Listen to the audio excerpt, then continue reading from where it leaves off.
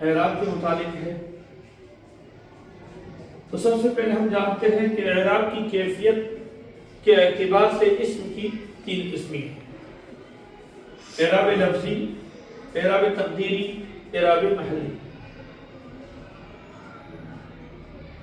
اعراب لفظی کس کو کہتے ہیں؟ تو اعراب لفظی وہ اعراب جو لفظوں میں ظاہر ہے۔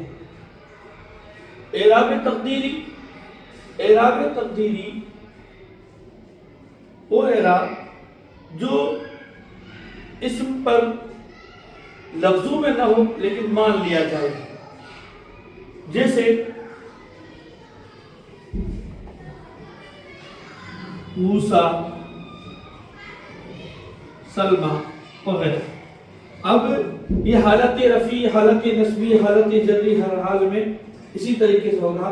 تو حالت رفیع میں رفع مان لیا جاتا ہے، حالت رفیع میں ضمہ مان لیا جاتا ہے، حالت نسبی میں فتح مان لیا جاتا ہے، حالت جری میں کسرہ مان لیا جاتا ہے، اسے کہتے ہیں تبدیل۔ اور اعراب محلی جو ہے یہ اعراب آئے گا اس میں مبنی پر جو اعراب آتا ہے وہ اعراب محلی ہوتا ہے، یعنی اس کا آخر بدلتا نہیں ہے، نہ اعراب تقدیری ہوتا ہے نہ اعراب لفظی ہوتا ہے، جیسے ہؤلاء،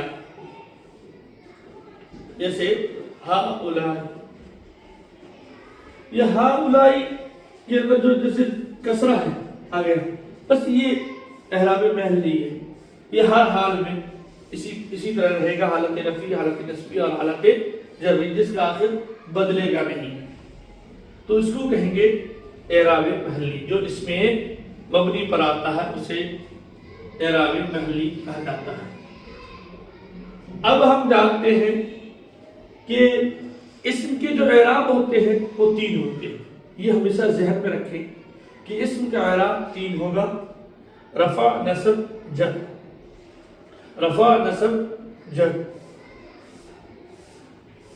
یعنی اسم یا حالت رفیع میں ہوگا، یا حالت نسبی میں ہوگا، یا حالت جری میں ہوگا۔ حالت رفیع میں کا مطلب یہ ہے کہ وہ اسم مرفوعات میں سے کوئی نہ کوئی واقع ہو رہا ہے، جو ہم مرفوعات پڑھے ہیں ان میں سے کوئی نہ کوئی وہ واقع ہو رہا ہے۔ حالت نسبی کا مطلب یہ ہے کہ وہ اسم جو ہے منصوبات میں سے کوئی نہ کوئی وہ واقع ہو رہا ہے، اور حالت جری کا مطلب یہ ہے کہ وہ اسم مجرورات میں سے کوئی ایک اسم واقع ہو رہا ہے، اس لیے یہ حالت جری ہے۔ یہ ذہن میں کرنا ہے ان کو، رفع، نصب، جر، جو یہ حالت 3 ہوتی ہے، حالت رفیع، حالت نسبی، حالت جری، تو اس کا ہرگز یہ مطلب نہیں ہوگا، کیونکہ ہم آگے جان لیں گے کہ حالت رفیع میں پیشی نظر آئے ہم کو، ایسا کوئی ضروری نہیں ہوگا۔ حالت رفیع کا مطلب یہ ہوتا ہے کہ یہ مرفوعات کی جو ہم 8 اقسام پڑھے ہیں ان میں سے کوئی نہ کوئی ایک واقع ہو رہا ہے، اس لیے یہ حالت رفیع میں۔ منصوبات، جو ہم منصوبات 12 پڑھے ہیں، ان 12 منصوبات میں سے کوئی ایک نہ ایک منصوب ہو رہا ہے، اس لیے یہ حالت نسبی میں ہے۔ حالت جری میں مطلب جو 2 اسم مجرور ہوتے ہیں ان مجرورات میں سے ایک کوئی نہ کوئی اسم واقع ہو رہا ہے، اس لیے یہ حالت جری میں ہے۔ یہ جب ہم نے سمجھ لیا تو اب اسی اعراب کی وجوہ اعراب جو ہے یہ کتنے ہیں؟ 9 ہے۔ اعراب کی جو وجہ ہے، وجوہ اعراب جو ہے، اس کی شکلیں جو بنتی ہے یہ 9 ہوگی۔ انشاءاللہ آخر میں آپ کے سامنے نقشہ بھی پیش کر دوں گا ان 9 وجوہ اعراب کا۔ پھر اس وجوہ اعراب کے اعتبار سے اس میں متمکن کی جو قسمی ہے وہ 16 قسمی ہے۔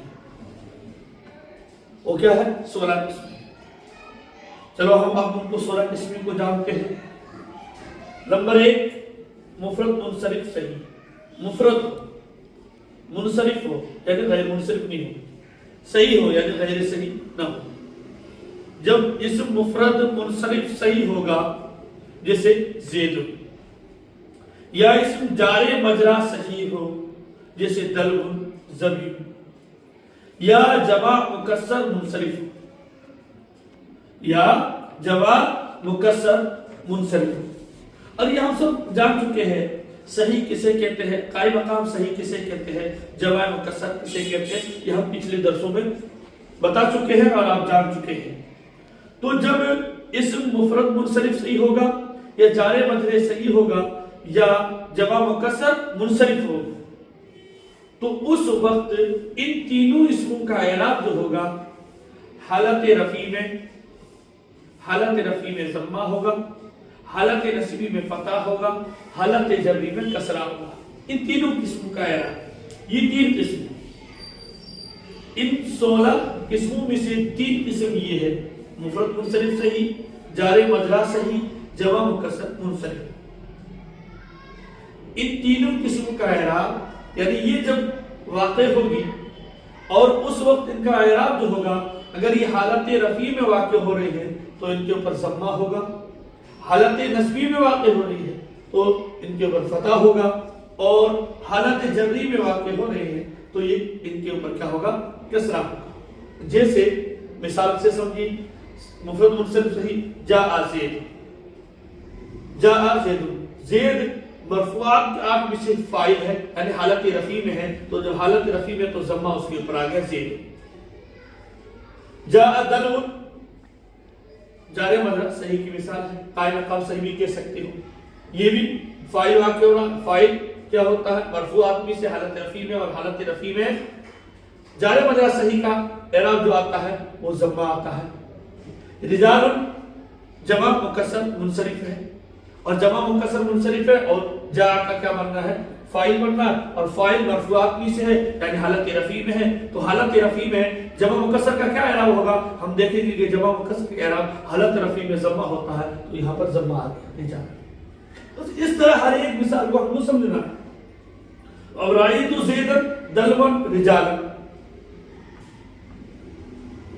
رأیت فعل ہے، اس کے اندر انا ضمیر فاعل ہے، اب زیدن دلون رجالن یہ کیا واقع ہو رہے ہیں، مفعول ہو رہے ہیں، مفعول منصوبات میں سے ہے، اور منصوبات جب منصوبات میں سے تو ہم دیکھیں گے حالت نصبی میں مفرد منصرف صحیح، قائم مقام صحیح اور جمع مکسر منصرف کا اعراب کیا ہوتا ہے، تو ہم نے دیکھا کہ حالت نصبی میں ان تینوں اسموں کا اعراب حالت فتح ہوتا ہے، تو دیکھا کہ فتح ہے زیدن دلون رجال۔ مررت بزید بدلو برجال، یہ بارف جر ہے، بارف جر ہے تو یہ مجرورات میں سے ہوگا۔